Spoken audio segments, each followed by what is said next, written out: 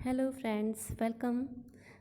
हम आप सबको आज यूपी बीएड एंट्रेंस एग्ज़ाम 2020 के लिए प्रीवियस ईयर की कुछ क्वेश्चन सॉल्व कराएंगे, जो कि आपको बहुत हेल्प करेंगे आपको एग्ज़ाम में बैठने के लिए और एग्ज़ाम क्रैक करने के लिए, जिससे आप आपको गवर्नमेंट सीट मिल सके। ठीक है, तो चलिए हम स्टार्ट करते हैं। क्वेश्चन नंबर है 51। निम्नलिखित में से किसकी एक ही यूनिट है? इट मीन्स ये ऑप्शन हमें दिए हुए हैं। ए, कार्य और बल आघूर्ण। क्या कार्य और बल आघूर्ण दोनों की यूनिट जो है वो सेम है? बी, बल आघूर्ण और कोणीय संवेग। क्या बल आघूर्ण और कोणीय संवेग की यूनिट जो है वो सेम है? और फिर तीसरा है कार्य और शक्ति। क्या कार्य और शक्ति की जो यूनिट है वो सेम है? और डी है बल आघूर्ण और जड़त्व आघूर्ण। क्या इन दोनों की जो यूनिट है वो सेम है? तो गाइज हम आपको बताते हैं कि कार्य और बल आघूर्ण इन दोनों की यूनिट जो होगी वो सेम होगी। इट मीन्स ऑप्शन ए जो है वो राइट होगा। ठीक है, कैसे? क्योंकि कार्य जो होता है वो बल गुणे दूरी होता है, और वो भी टाउ जो होता है बल आघूर्ण वो भी जो होता है वो हमारा एफ इंटू थीटा होता है। थीटा जो होता है वो डिस्टेंस होता है। ठीक है, तो बल आघूर्ण और कार्य वो इन दोनों की यूनिट जो हुई वो सेम हुई। इट मीन्स 51 का ए जो होगा वो करेक्ट होगा। ठीक है, चलिए अब हम नेक्स्ट क्वेश्चन पे चलते हैं। Question number 52। एक विशेष प्रणाली में लंबाई, द्रव्यमान और समय की इकाइयाँ मतलब यूनिट क्रमशः 10 सेमी, 10 ग्राम और 0.1 सेकंड चुनी गई हैं। इस प्रणाली में बल की इकाई किसके बराबर होगी? ठीक है, तो पहले हम बल बराबर देखते हैं। बल बराबर क्या होता है? द्रव्यमान गुणित त्वरण।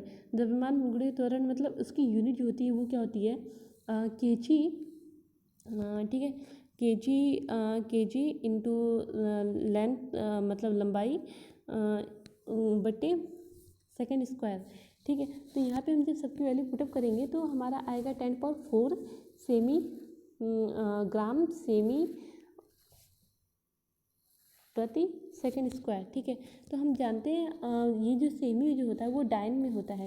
इट मीन्स डाइन जो होता है वो 1 न्यूटन बराबर 10⁵ डाइन सेमी होता है, डाइन होता है। ठीक है, तो डाइन जो है सेमी बराबर होता है। तो हम इसका 10⁵ से डिवाइड कर देंगे 10⁴ में, तो हमारा 0.1 न्यूटन आएगा। इट मीन्स 52 का जो होगा वो सी ऑप्शन राइट होगा।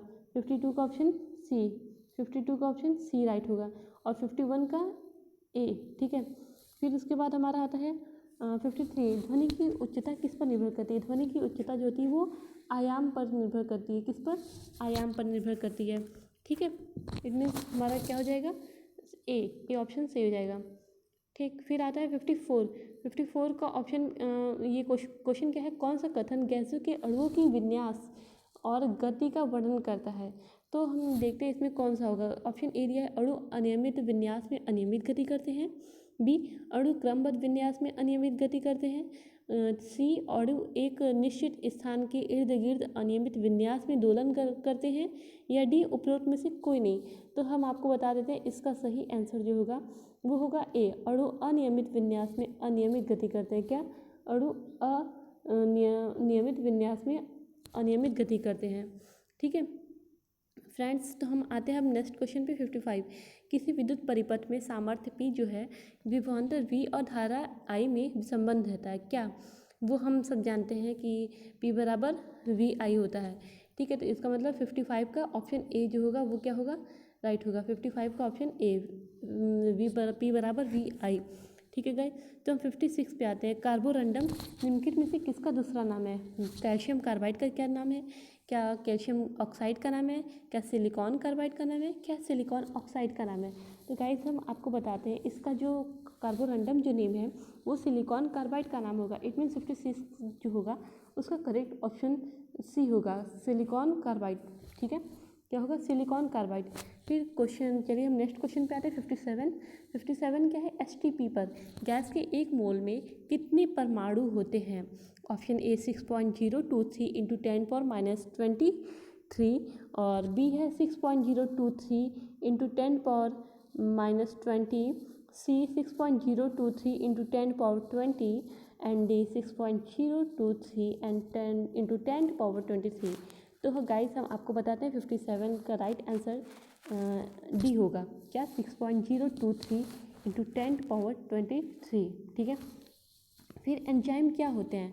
क्वेश्चन नंबर 58, एंजाइम क्या है? वास्तव में एंजाइम जो है वो प्रोटीन होता है। क्या होता है? प्रोटीन। इट मीन्स 58 का ऑप्शन सी होगा। क्या? 58 का सी। ठीक है, फिर हम क्वेश्चन 59 पे आते हैं। धातुओं की विशेषताएं क्या होती हैं? क्या धातुएं विद्युत व ऊष्मा की सुचालक होती हैं? ऑप्शन ए दिया है, धातुएं विद्युत व ऊष्मा की सुचालक होती हैं। ठीक है, ये तो एकदम सही है। सामान्यतः पर ठोस होती हैं, ये भी सही होता है। पारदर्शी होती हैं, ये भी सही है। तथा पॉलिश करने पर चमकती हैं। पारदर्शी होती हैं, जरूरी नहीं है कि वो पारदर्शी हो, ये सही नहीं। और सामान्यतः पर ठोस होती हैं, ये भी जरूरी नहीं होता है। इसलिए ऑप्शन ए रॉन्ग होगा। फिर क्या है? ऑप्शन बी जो है, धातुएं विद्युत की सुचालक होती हैं। ठीक है, ये तो सही है। सामान्यतः पर ठोस होती हैं, सामान्यतः पर। फिर अति पतली फिल्म में अपारदर्शी नहीं होती हैं, मतलब पारदर्शी होती हैं, अपारदर्शी नहीं होती, मतलब पारदर्शी होती हैं। तथा पॉलिश करने पर भी नहीं चमकती, ये तो गलत है, पॉलिश करने पर चमकती हैं। ठीक है, तो 59 का बी गलत हो गया। फिर तीसरा सी जो है बोला, धातुएं विद्युत व ऊष्मा की कुचालक होती है, तो पूरी तरीके से गलत है, क्योंकि ये ऐसा होता ही नहीं। धातुएं जो होती हैं वो विद्युत व ऊष्मा की सुचालक होती हैं। फिर डी ऑप्शन है, धातुएं विद्युत व ऊष्मा की सुचालक होती हैं, सामान्यतः पर ठोस होती हैं। ठीक है, अति पतली फिल्मों पर अपारदर्शी नहीं होती हैं। ठीक है, मतलब दिखाई देती हैं, तथा पॉलिश करने पर अधिक चमकती हैं। ऑप्शन डी जो होगा वो राइट होगा। ठीक है, मतलब गाइस 59 का टी राइट होगा। फिर क्वेश्चन क्या आता है? क्वेश्चन नंबर 6, हाइड्रोजन के एक परमाणु में न्यूट्रॉनों की संख्या कितनी होती है? तो गाइस ये आप सभी जानते हैं कि वो 0 होती है।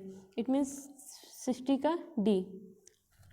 ठीक है गाइस, तो हम आते हैं अब क्वेश्चन नंबर 61 पे। क्या है? गैसोलीन के दहन का ऊष्मा मान क्या होता है? गैसोलीन के दहन का ऊष्मा का मान जो होता है वो 47,000 किलो जूल पर केजी होता है। क्या? 47,000 किलो जूल पर केजी होता है। ठीक है, it means option B is right होगा। ठीक है, फिर 62 हम आते हैं क्वेश्चन नंबर 62।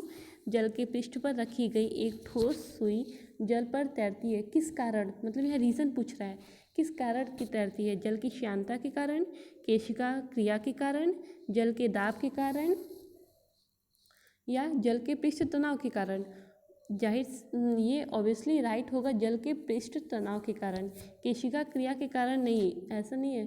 केशिका जैसे इसमें वो रिएक्शन, केशिका आप समझ रहेंगे इसका मतलब क्या होता है। जैसे हम वो किसान जो होते हैं वो मिट्टी में पानी डालते हैं। ठीक है, जब खेत में पानी डालते हैं तो वो केशिका के कारण ही वो अगर वो जोते ना तो वो नीचे ही रह जाता है, तो वो ऊपर पानी नहीं आ पाता। इस कारण क्या होता है ना कि मतलब पानी जो होता है जब किसान खेत में डालते हैं जब पानी को, तो वो केशिका जब अगर चलाएंगे नहीं खेत को, जैसे हल जोतेंगे नहीं खेत को, तो फिर वो क्या होगा कि वो नीचे पानी नहीं पहुंच पाएगा। इसलिए एक बार जोत देते हैं फिर उसके बाद पानी डालते हैं तो वो केशिका के कारण ही नीचे तक पहुंच जाता है। ठीक है, और श्यानता तो आप समझते हैं, जैसे शहद होता है, शहद इतना इसकी श्यानता अधिक होती है कि वो बहुत धीरे धीरे, अगर हम उसको कहीं गिरा दें तो बहुत धीरे धीरे चलता है।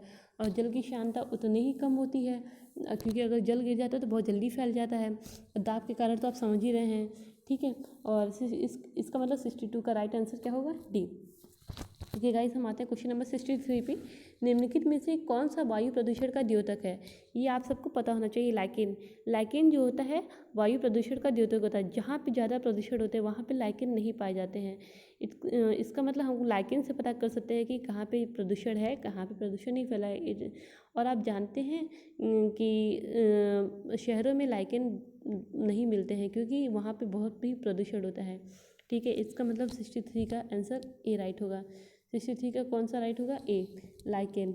ठीक, फिर होगा आते हैं गाइस हम 64 पे। यकृत पचाता है किसको? Option number A protein, option number B वसा, ऑप्शन नंबर सी अमीनो अम्ल, ऑप्शन नंबर डी जल। यकृत जो होता है वो पचाता है किसको? वसा को। ऑप्शन नंबर बी राइट होगा। ठीक है, ऑप्शन नंबर बी राइट होगा। वसा किसको पचाता है? वसा को पचाता है। 65 निम्नलिखित में से कौन सा शरीर के अपशिष्ट उत्पाद को बाहर नहीं करता है? आप सभी जानते हैं त्वचा, त्वचा से पसीने निकलते हैं, आप जानते हैं। बृहद आंत्र, उससे हमारे मलमूत्र निकलते हैं। ठीक है, और वृक्क, वृक्क भी हमारा जो है क्या है, उससे हमारा मूत्र निकलता है। ठीक है, और जो यकृत है, यकृत जो होता है वो अपशिष्ट उत्पाद को बाहर नहीं निकलता है। इसका मतलब 65 का क्या होगा? बी। ठीक है गाइस, चलिए हम आते हैं next question. Question number 66, rickets किस विटामिन की कमी के कारण होता है? आप सभी जानते हैं, ये तो हम बचपन से पढ़ते आ रहे हैं। विटामिन ए से रतौंधी होता है, विटामिन बी से बेरी, विटामिन सी से स्कर्वी एंड विटामिन डी से रिकेट्स। इट मीन्स 66 का क्वेश्चन नंबर 66 के राइट आंसर जो होंगे वो सी होंगे, विटामिन डी। ठीक है, फिर आते हैं गाइस हम नेक्स्ट क्वेश्चन नंबर 67, परमाणु विस्फोट में अधिक मात्रा में ऊर्जा निकलने का कारण है क्या? ऑप्शन नंबर ए, रासायनिक ऊर्जा का तापीय ऊर्जा में परिवर्तन। ऑप्शन नंबर बी, यांत्रिक ऊर्जा का नाभिकीय ऊर्जा में परिवर्तन। ऑप्शन नंबर सी, द्रव्यमान का ऊर्जा में परिवर्तन। ऑप्शन नंबर डी, न्यूट्रॉन का प्रोटॉन में परिवर्तन। तो गाइस हम आपको बताते हैं कि यहाँ जो 67 क्वेश्चन है उसका राइट आंसर सी होगा। क्या? द्रव्यमान का ऊर्जा में परिवर्तन होने से क्या होता है, परमाणु विस्फोट में अधिक मात्रा में ऊर्जा निकलती है। आप सभी देख रहे ऊर्जा निकलती है, तो मतलब परिवर्तन किस में हो रहा है? ऊर्जा में परिवर्तन हो रहा है, वो तो ठीक है, लेकिन किसका? ढेर सारी मात्रा में द्रव्यमान इकट्ठा था और जो विस्फोट होता है तो अचानक से क्या होता है, ढेर सारी ऊर्जा निकलती है, तो द्रव्यमान का ऊर्जा में परिवर्तन। राइट आंसर सी होगा। राइट आंसर क्या होगा? सी। ठीक है, फिर हम आते हैं क्वेश्चन नंबर 68, निम्नलिखित में से कौन सा अधातु सामान्य तापमान पर द्रव अवस्था में रहता है? Option A phosphorus, option B bromine, option C chlorine, option D helium. तो गाइस हम आपको बताते हैं कि इसका राइट आंसर क्या होगा, ऑप्शन बी ब्रोमीन। ठीक है, ब्रोमीन जो होता है वो सामान्य ताप पर द्रव अवस्था में रहता है। और ब्रोमीन जो कि हमारा क्या है, यहाँ पे वैसे सभी हैं क्या नाम है, तीन ए बी सी, ये तीनों हमारे अधातु हैं। हीलियम तो चूँकि अक्रिय गैस है, ठीक है, लेकिन इन तीनों में हीलियम तो वैसे ही काट दीजिए अधातु। ठीक है, बचा ये तीनों, और इन तीनों में सामान्य ताप पर ब्रोमीन जो होता है वो द्रव अवस्था में रहता है। ठीक है गाइस, हम आते हैं क्वेश्चन नंबर 69, परमाणु संरचना का मॉडल किसने विकसित किया? तो ये गाइस हम आपको बताते हैं, इसका राइट आंसर क्या होगा। दिया पहले क्या है, ए अल्फ्रेड नोबेल, बी फैराडे, सी बोर और रदरफोर्ड, डी वोल्टा। तो इसका राइट आंसर सी होगा। क्या? बोर और रदरफोर्ड ने परमाणु संरचना का मॉडल प्रस्तुत किया था। ठीक है, तो फिर हम आते हैं क्वेश्चन नंबर 70, सार्वत्रिक गुरुत्वीय स्थिरांक का विमीय सूत्र कौन सा है? इसका फार्मूला आप लोग जानते हैं गाइस, क्या होता है कि F बराबर G m1m2 by are square. तो यही जो होता है जी, वो हमारा क्या होता है, सार्वत्रिक गुरुत्वीय स्थिरांक होता है। तो हम यहाँ पे जब जी का विमीय सूत्र निकालेंगे तो जी बराबर क्या कर देंगे, आर को इस साइड भेज देंगे तो मल्टीप्लिकेशन में हो जाएगा एफ इंटू आर स्क्वायर। ठीक है, क्या हो जाएगा, F into R square upon M square. तो इट मीन्स इसका जो आएगा वो क्या होगा, ए 70 का ए।